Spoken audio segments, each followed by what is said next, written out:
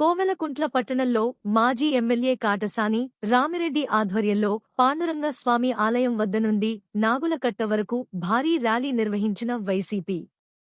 డీఎస్సీలో జరిగిన అక్రమాలపై సీబీఐ విచారణ చేపట్టి మంత్రి లోకేష్ వెంటనే రాజీనామా చేయాలి. డీఎస్సీలో అక్రమాలను ప్రశ్నిస్తూ యువత రిలే నిరాహార దీక్షకు కూర్చుంటే వారు విద్యార్థులు కాదంటూ మంత్రి బీసీ అవహేళన చేస్తున్నారు.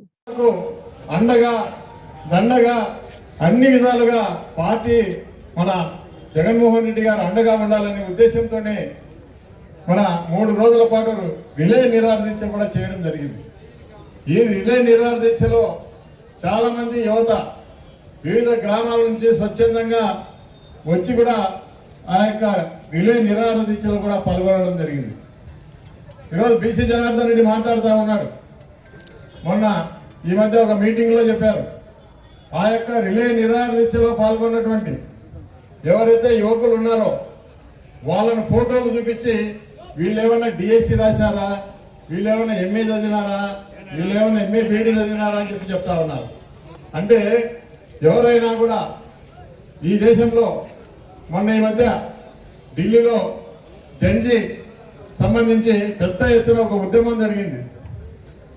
ఆ ఉద్యమం జరిగితే మరి తినే ఆహారం దగ్గర నుంచి వాటర్ బాటిళ్ల దగ్గర నుంచి అన్ని విధాలుగా ప్రతి వ్యక్తి కూడా పార్టీలకు అతీతంగా ఆ పార్టీ ఈ పార్టీ అనేది లేదు, అన్ని వర్గాల వారు పిల్లల మీద ఉన్న ప్రేమతోటి చాలా మంది సొంత జేబుల నుంచి డబ్బులు వాళ్ళకు మరి పంపించి వాళ్ళకు అందజేసి వాళ్ళకు మద్దతుగా నిలవడం జరిగింది. అదేవిధంగా ఈ రాష్ట్రంలో జగన్మోహన్ రెడ్డి గారు కూడా నిరుద్యోగ యువతకు అండగా ఉండాలి, నిరుద్యోగ యువత బాధపడకూడదు, వాళ్లకు న్యాయం జరగాలనే ఉద్దేశంతో 3 రోజుల పాటు రిలే నిరాహార దీక్ష చేసి గతంలో జిల్లా కలెక్టరేట్ ముందుగా నిరసన దీక్ష చేయడం జరిగింది. అదేవిధంగా ఈరోజు ఒక ర్యాలీ ఏర్పాటు చేసి ఒక మీటింగ్ కూడా పెట్టాలనే ఉద్దేశంతో ఈ విధంగా చేయడం జరుగుతూ ఉంది.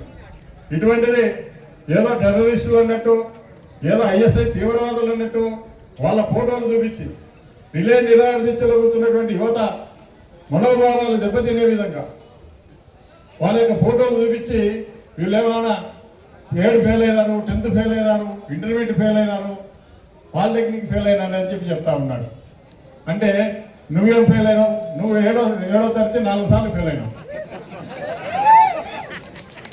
నువ్వు 7వ తరగతి 4 సార్లు ఫెయిల్ అయినావు. మరి నీకంటే చదువుకున్న వాళ్ళు చాలా మంది ఎమ్మెల్యేలు ఉన్నారు. మరి నీకు 4 సార్లు 7వ తరగతి ఫెయిల్ అయిన వాళ్లకు నీకే విధంగా మంత్రి పదవి తెచ్చుకున్నావు? నీకే విధంగా మంత్రి పదవి వచ్చిందని చెప్పి నేను అడుగుతా ఉన్నా. కేవలం డబ్బు మూటలు లోకేష్కు చంద్రబాబు నాయుడికి మోసి మంత్రి పదవి తెచ్చుకొని 7వ తరగతి ఫెయిల్ అయినా కూడా నీకు మంత్రి పదవి తెచ్చుకుంటారంటే ఈరోజు ఒక దేశం కోసం, సాటి వ్యక్తి కోసం, సాటి మనిషి కోసం ఈరోజు ఆ యొక్క యువత నిరాహార దీక్ష కూర్చుంటే ఏం తప్పు ఉందని చెప్పి నేను అడుగుతా ఉన్నా. అదేవిధంగా ఈరోజు నారా లోకేష్ గారు ఉన్నారు. నారా లోకేష్ గారు ఒకటే డిమాండ్ చేస్తా ఉన్నాం. అయ్యా నారా లోకేష్ గారు, మీరు విద్యాశాఖ మంత్రిగా ఉన్నారు.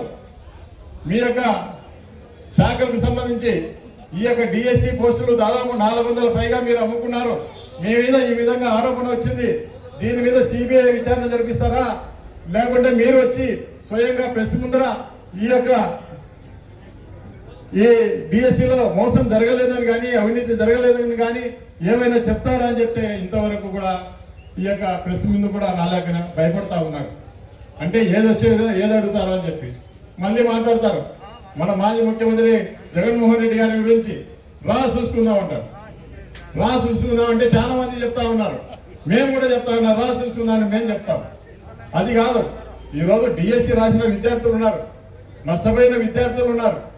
ఆ యొక్క వాళ్ళ ఎవరైతే నష్టపోయినారో, ఈ ప్రభుత్వం చర్యల వల్ల నష్టపోయినారో ఆ విద్యార్థులను కూర్చోబెడదాం, ప్రెస్ను కూర్చోబెడదాం, నీ శాఖకు సంబంధించిన ఐఏఎస్ ఆఫీసర్లను కూర్చోబెట్టండి, మేధావులను కూర్చోబెడదాం, ఒక చర్చ జరుపుదాం.